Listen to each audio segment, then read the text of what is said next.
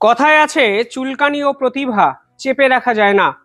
ভারত প্রতি মুহূর্তে নিজেদের প্রতিভা যখন আন্তর্জাতিক মঞ্চে প্রতিষ্ঠিত করছে, ঠিক সে সময় দাঁড়িয়ে পাকিস্তানের চুলকানি ক্রমাগত আন্তর্জাতিক স্তরের সামনে চলে আসছে। কালকে 50 বছরের বেশি সময়ের পর পাকিস্তানের পক্ষ থেকে এমন একটি পদক্ষেপ নেওয়া হয়েছে যা ভারতকে উস্কানি দেওয়ার জন্য যথেষ্ট। এবং কেন হঠাৎ করে পাকিস্তান এই ধরনের সিদ্ধান্ত নিচ্ছে, সেটাই এই মুহূর্তে ভারতের একাধিক বিশেষজ্ঞের কাছে সব থেকে বড় প্রশ্ন। তবে পাকিস্তানের একটি নির্দিষ্ট সিদ্ধান্তের পর ভারত যে চুপচাপ বসে আছে তা কিন্তু নয়। ভারত আরও একটি কঠিন পদক্ষেপ নিয়েছে, যা পাকিস্তান হয়তো স্বপ্নতেও ভাবেনি।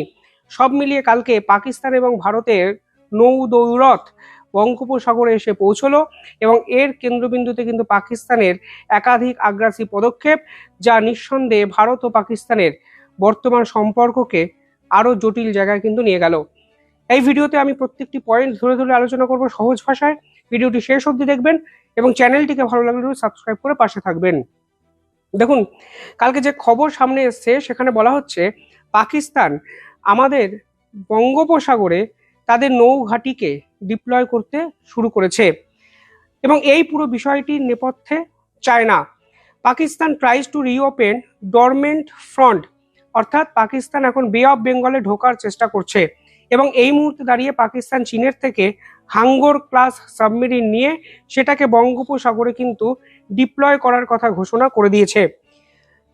একটা জিনিস পরিষ্কার হয়ে যাচ্ছে যে এই মুহূর্তে এই ধরনের সিদ্ধান্ত সাউথ এশিয়ায় জল যে বিভাগ আছে সেখানে কার প্রভাব বৃদ্ধি পাবে বা কার কর্তৃত্ব বজায় থাকবে, সে বিষয়ে কিন্তু এক বড়সড় প্রশ্ন চিহ্ন তুলে দিয়েছে।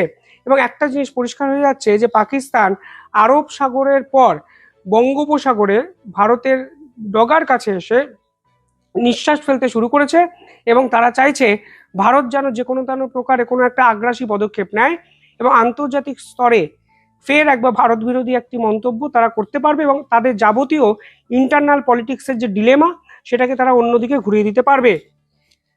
অনেকে প্রশ্ন করতে পারেন, ভারতের যে একচেটিয়া আধিপত্য বঙ্গোপসাগরে ছিল, সেখানে কি সত্যি পাকিস্তান থাবা বসাতে পারে? পাকিস্তান কি সত্যি ভারতের সীমান্তে বঙ্গোপসাগরে তাদের সাবমেরিনকে ডিপ্লয় করতে পারে? আইন কি বলছে? যেমন আইন পরিষ্কার বলছে পাকিস্তান চাইলেই কিন্তু এটা করতে পারে। ভারতের সীমান্ত থেকে এক্সক্লুসিভ ইকোনমিক জোন, এই যে যদি ডিস্টেন্সটি দেখেন তাহলে ডিস্টেন্সটি হলো 200 নটিক্যাল মাইলস। অর্থাৎ এই 200 নটিক্যাল মাইলসের বাইরের যে সীমানা আছে, জলরাশি আছে, সেখানে বিশ্বের যে কোনো রাষ্ট্র এসে সাবমেরিন কিন্তু ডিপ্লয় করতে পারে। এবং পাকিস্তান এই মুহূর্তে দাঁড়িয়ে এক্স্যাক্টলি সেই জায়গাটা হিট করার কিন্তু চেষ্টা করছে আইনত। এবং 50 বছর পরে পাকিস্তান তাদের নেভাল ফোকাস সরাসরি আরবিয়ান সি থেকে শিফট করে বে অফ বেঙ্গলে কিন্তু করতে চাইছে, যা কিন্তু যথেষ্ট উদ্বেগজনক পরিস্থিতি ভারতের জন্য তৈরি করতে পারে বলে বিশেষজ্ঞরা মনে করছেন। পাকিস্তান এই ধরনের পদক্ষেপের পর অন্তত 4টে গুরুত্বপূর্ণ বিষয় সকল জায়গায় কিন্তু আলোচনার কেন্দ্রবিন্দুতে চলে এসছে। প্রথমত, ভারতের মেরিটাইম সিকিউরিটি কোন জায়গায় যাচ্ছে? কেন হঠাৎ করে পাকিস্তান ভারতের নাকের ডগায় এসে বঙ্গোপসাগরে তাদের সাবমেরিনকে ডিপ্লয় করতে চাইছে, এবং এক্ষেত্রে চীনই বা পাকিস্তান কেন সাহায্য করছে? এই প্রশ্ন কিন্তু সকলের আগে উঠতে শুরু হয়েছে।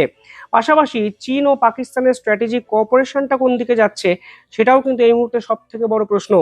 3 নম্বর হলো ইন্ডিয়ান ওশিয়ানে পাওয়ার পলিটিক্সে কে এগিয়ে যাবে, ভারত নাকি পাকিস্তান, নাকি চায়না কোথাও না কোথাও গিয়ে পাকিস্তানকে সামনে রেখে ইন্ডিয়ান ওশিয়ানে তাদের পারপাসটাকে সলভ করবে।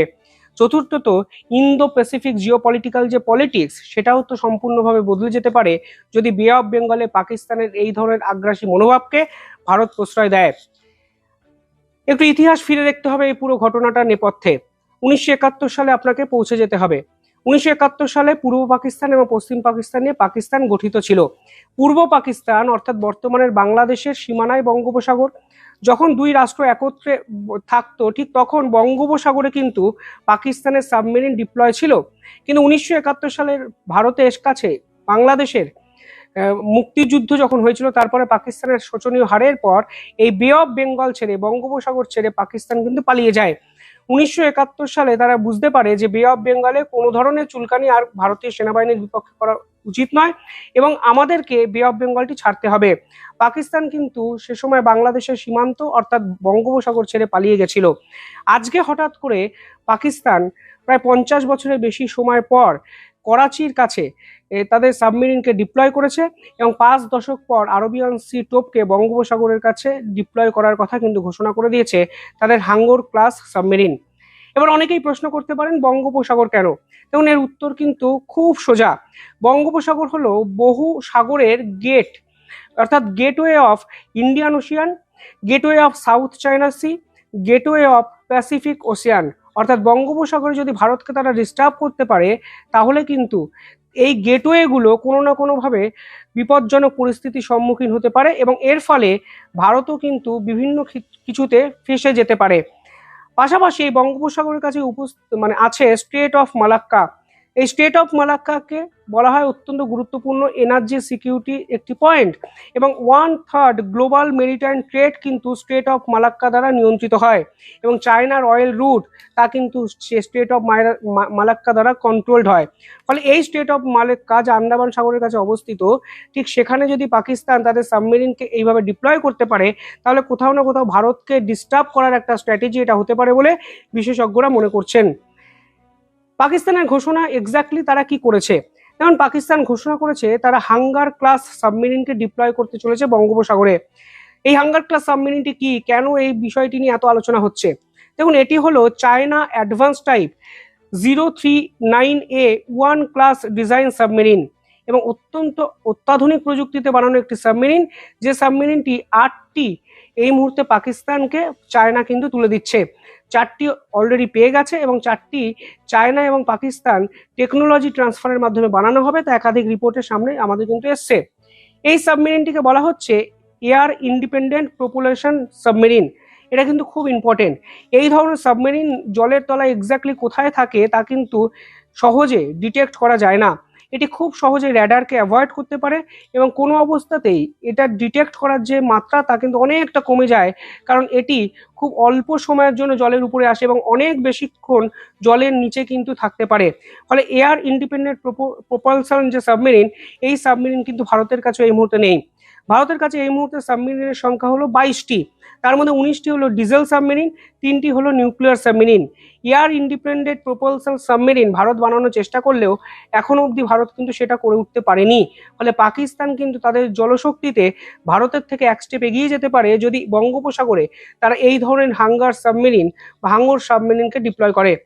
এবার এই পুরো বিষয়টি আরও কেন গুরুত্বপূর্ণ হয়ে যাচ্ছে? কারণ এই ধরনের সাবমেরিনের স্টেলথ অর্থাৎ শক্তি অনেক বেশি হয় এবং তৃতীয়ত এটি লং রেঞ্জ অপারেশনের জন্য অত্যন্ত গুরুত্বপূর্ণ অস্ত্র। অর্থাৎ এই সাবমেরিন জলের তলায় কোথায় আছে কেউ খুঁজে পাবে না এবং এই সাবমেরিনকে হঠাৎ করে লং রেঞ্জ অপারেশন এটাতে কিন্তু ব্যবহার করা যেতে পারে। ফলে আপনারা বুঝতেই পারছেন পাকিস্তানের লং রেঞ্জ বলুন আর শর্ট রেঞ্জ বলুন, তারা আসলে ভারতের সাথে লড়াই করা ছাড়া তারা আর কোনো কিছু নিয়েই ভাবে না। ফলে এইখানেই কিন্তু ভারতের কাছে একটা কনসার্নিং ইস্যু। 1971 সালে যে যুদ্ধের কথা আমি বললাম, সেই যুদ্ধে পাকিস্তান একটি সাবমেরিন ব্যবহার করেছিল যার নাম আইএনএস হাঙ্গর এবং এই হাঙ্গরের স্মৃতি ফিরিয়ে আনতে চাইছে পাকিস্তান। ফলে এই ধরনের হাঙ্গর সাবমেরিন তারা এই মুহূর্তে ডিপ্লয় করতে চাইছে। সেই আইএনএস বা পিএনএস হাঙ্গর, সেই পিএনএস হাঙ্গর কিন্তু ভারতের আইএনএস কুকরিকে সে সময় ডুবিয়ে দিয়েছিল এবং এরপর ভারত পাকিস্তানের এমন উল্টো করে ছাল ছাড়িয়েছে, তার ফলে কি হয়েছিল আপনারা সব জানেন। পাকিস্তানের সেনাবাহিনীকে কিন্তু আত্মসমর্পণ করতে হয়েছিল ভারতের কাছে এবং নতুন রাষ্ট্রের জন্ম ভারতের সেনাবাহিনী দেয় যার নাম বাংলাদেশ। অর্থাৎ সেই হাঙ্গরের স্মৃতি পাকিস্তান ফিরিয়ে আনতে চাইছে এবং ভারতের উপর মানসিক চাপ তৈরি করতে চাইছে এবং বোঝাতে চাইছে 1971 সালে তোমাদের আইএনএস কুকরিকে আমরা ডুবিয়ে দিয়েছিলাম, ফলে এবার আবার আমরা হাঙ্গর ক্লাস সাবমেরিন নিয়ে বঙ্গোপসাগরের ঘাড়ে নিঃশ্বাস ফেলছি, তোমরা যা পারো করে নাও। ভারতে যে চুপ করে বসে আছে তা কিন্তু নয়। ভারত ইতিমধ্যেই 3টে নতুন যুদ্ধজাহাজের জলশক্তি সম্পূর্ণ যুদ্ধজাহাজ যেটা জলে কার্যকরী হবে তার ঘোষণা কিন্তু করে দিয়েছে এবং কলকাতাতে এসে প্রধানমন্ত্রী নরেন্দ্র মোদী 3টে যুদ্ধজাহাজের উদ্বোধন করবেন, যার মধ্যে একটির নাম আইএনএস আগ্রা, একটির নাম আইএনএস সংশোধক এবং একটির নাম আইএনএস বা দুনাগিরি। অর্থাৎ ভারতও কিন্তু তাদের মেরিটাইম যে পাওয়ার তা কিন্তু বাড়াতে চলেছে, কিন্তু পাকিস্তান হঠাৎ করে 55 বছর পর কেন বঙ্গোপসাগরে সাবমেরিন ডিপ্লয় করতে চাইছে সে বিষয়ে কিন্তু বড়সড় সংশয় এই পার্টিকুলার পরিস্থিতিটি তৈরি করলো। কি করা উচিত ভারতের, কমেন্টে জানাবেন। আর শেষ করার আগে আরো একটি গুরুত্বপূর্ণ তথ্য আপনাদের দিয়ে দিই। কালকে পাকিস্তানের ডুরান্ড লাইন অতিক্রম করে তালিবান পাকিস্তানের একাধিক গুরুত্বপূর্ণ মিলিট্যান্ট গ্রুপের উপর কিন্তু এয়ার স্ট্রাইক করে, যা আসিম মুনির কাছে নিঃসন্দেহে বড় একটি ধাক্কা। আফগানিস্তানের পক্ষ থেকে এই বিষয়ে সরকারিভাবে বলা হয়েছে যে তারা পাকিস্তানে ঢুকে এই ধরনের মিলিট্যান্ট গ্রুপের উপর ড্রোন স্ট্রাইক করেছে। ফলে পাকিস্তান তাদের দেশে যে সকল মিলিট্যান্ট গ্রুপ তৈরি করে আফগানিস্তানের উপর লাগাতার আক্রমণ করেছে, ডুরান্ট লাইন অতিক্রম করে আফগানিস্তানের নিরীহ শিশু নারীদের হত্যা করেছে, আজকে সেই বিদ্রোহী গ্রুপ, যে বিদ্রোহী গ্রুপগুলো তৈরি করা হয়েছে আসিম মুনিরের মাধ্যমে, তাদেরকেও কিন্তু শেল্টার দিতে পারছে না পাকিস্তান, এবং তাদেরকে কার্যত তালিবানি আক্রমণের মুখে কিন্তু প্রাণ হারাতে হলো। যে আফগানিস্তানের কাছে কোনো অস্ত্র নাকি নেই, কোনো ড্রোন নেই, কোনো মিসাইল নেই, তারা হঠাৎ করে কিভাবে অস্ত্র শক্তিতে বলিয়ান হয়ে পাকিস্তানে ঢুকে ডুরান্ট লাইন অতিক্রম করে বেছে বেছে মিলিটেন্ট গ্রুপগুলোকে খতম করলো, তা কিন্তু আজকের দিনে দাঁড়িয়ে সব থেকে বড় প্রশ্ন। তারা ভারতের বিপক্ষে অলরেডি আঙুল তুলতে শুরু করেছে, কিন্তু ভারত অলরেডি 3টে যুদ্ধজাহাজ বাজারে নামিয়ে বুঝিয়ে দিচ্ছে যে তোমরা যা ভাবো আমরা তা অনেক আগে অনুধাবন করে নিজেদেরকে তৈরি করে ফেলতে পারি। ফলে সব মিলিয়ে যুদ্ধ পরিস্থিতি বঙ্গোপসাগরে এসে পৌঁছালো, থ্যাঙ্কস টু পাকিস্তান, যে তারা আবার নিজেদের যাত্রা ভঙ্গ করতে, নিজেদেরকে ধ্বংস করতে ভারতের কাছে কিন্তু চলে এলো। যাই হোক, কমেন্টে জানাবেন আপনারা কিভাবে দেখছেন।